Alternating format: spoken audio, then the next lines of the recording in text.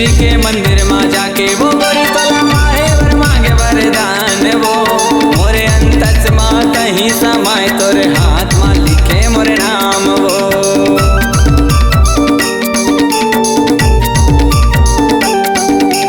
शिव जी के मंदिर में जाके वो गोरी तला माहे वर मांगे वरदान वो मोरे अंतस माँ कहीं समाए तोरे हाथ माँ लिखे मोरे नाम वो मोरे अंतस माँ कहीं समाए तोरे हाथ माँ लिखे मोर नाम वो। लजवंती गोरी हाल जाके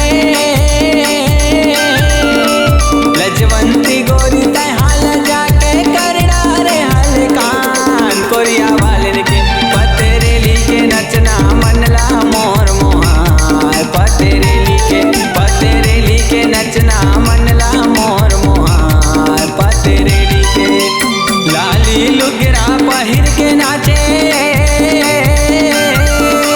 लाली लुगरा पहिर के नाचे धीरे से उसके चला लहंगा वाली के पतेरेली के नचना मनला मोर मोहार पतेरेली के नचना मनला मोर मोहार पतेरेली के नचना मनला मोर मोहार पतेरेली के नचना मनला मोर मोहार पतेरेली के।